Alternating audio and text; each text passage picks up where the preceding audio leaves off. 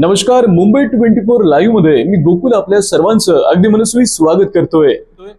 HMPVचा भारतामध्येही प्रवेश, बंगळुरूमध्ये 2 तर गुजरातमध्ये 1 अशा 3 बाळांना विषाणूंची लागण।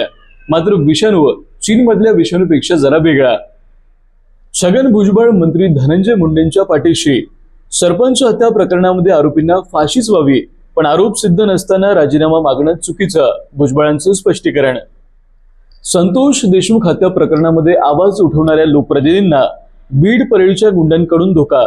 शरद पवारांचं मुख्यमंत्र्यांना पत्र, लोकप्रतिनिधींना पोलीस सुरक्षा पुरवण्याची केली मागणी।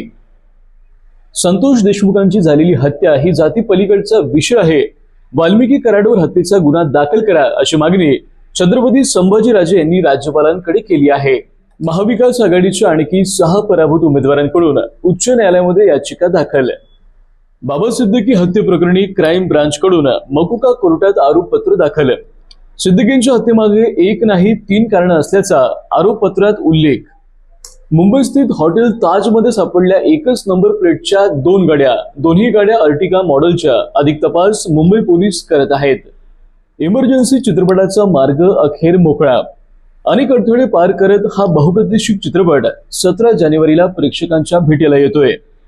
प्रदर्शनापूर्वी नव्या ट्रेलरनं सोशल मीडियावर धुमाकूळ घातलाय। अभिनेते अनुपम खेर, श्रेयस तळपदे, मिलिंद सोमन आणि विशाख नायर यांच्या दमदार भूमिका प्रेक्षकांची उत्सुकता वाढवत आहे।